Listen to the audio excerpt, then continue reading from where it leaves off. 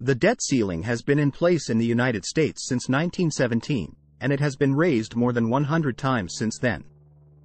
This short video will answer all your major doubts and questions about it, so watch full video. All the best, and do like the video and comment. Also, subscribe to the channel. First question. What is the U.S. debt ceiling?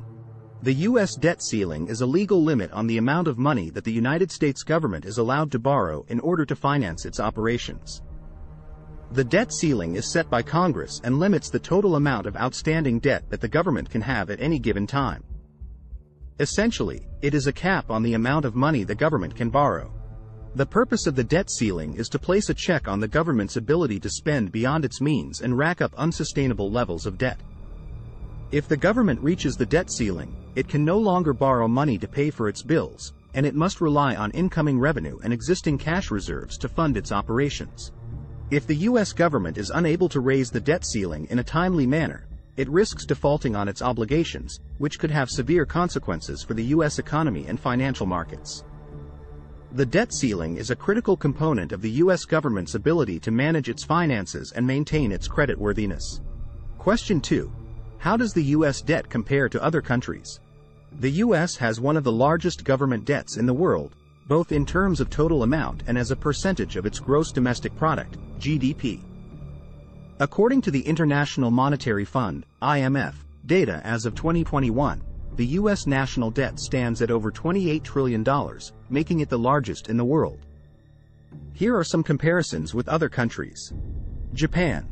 Japan has the largest national debt to GDP ratio in the world, currently standing at around 240% of its GDP. However, the total amount of Japan's national debt is lower than that of the U.S., at approximately $11.4 trillion. China has the second largest national debt in the world, at around $7.2 trillion, but its debt to GDP ratio is lower than the U.S., at around 65%.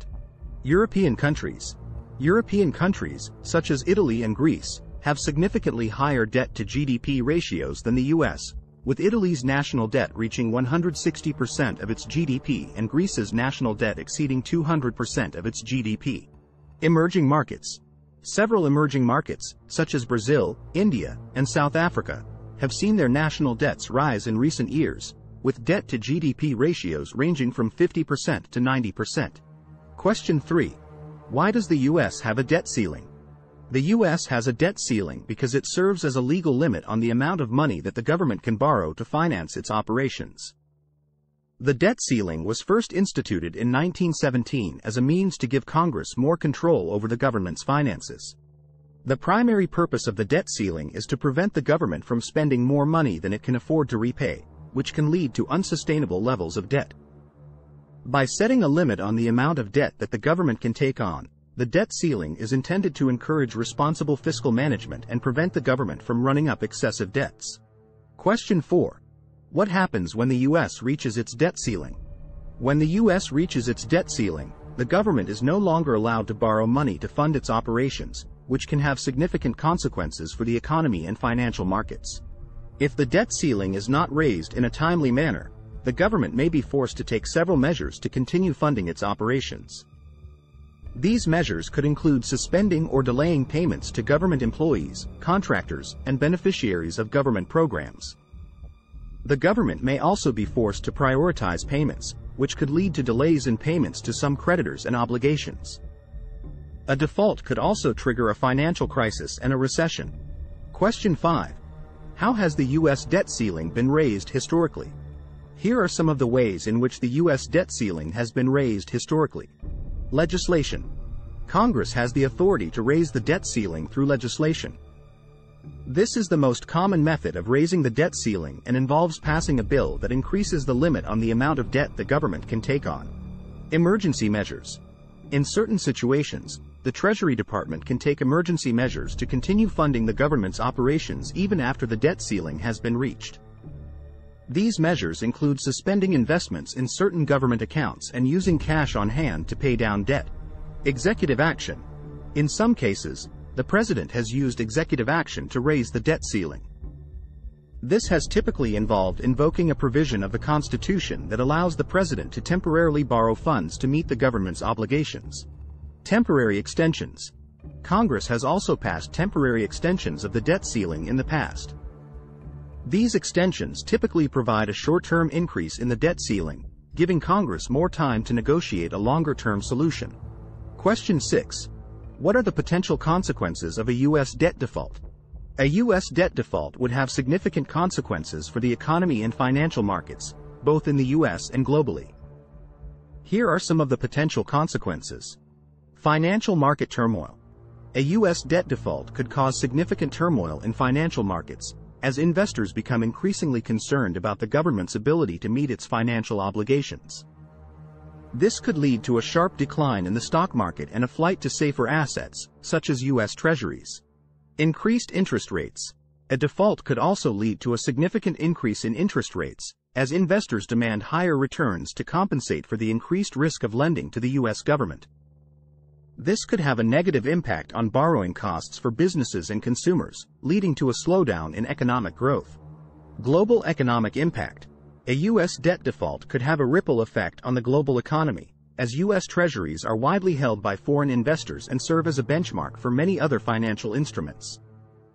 A default could lead to a decline in the value of the U.S. dollar and increased volatility in global financial markets. Damage to U.S. creditworthiness. A default would damage the U.S.'s creditworthiness, making it more expensive for the government to borrow in the future. Government shutdown. In the event of a default, the government may be forced to shut down some of its operations or delay payments to certain groups, such as Social Security recipients or military personnel. Question 7. How does the U.S. debt ceiling affect the economy and financial markets? The U.S. debt ceiling has the potential to affect the economy and financial markets in several ways. Here are some of the few key ways. Interest rates. If the U.S. debt ceiling is not raised and the government defaults on its debt, it could lead to a significant increase in interest rates. This would increase borrowing costs for businesses and consumers, leading to a slowdown in economic growth. Market volatility. The uncertainty surrounding the U.S. debt ceiling debate can lead to market volatility. Investors become concerned about the government's ability to meet its financial obligations, and this uncertainty can lead to a flight to safe haven assets like gold or U.S. treasuries. Confidence. The debt ceiling debate can damage consumer and investor confidence, leading to a decrease in spending and investment. This can further slow down economic growth. Creditworthiness.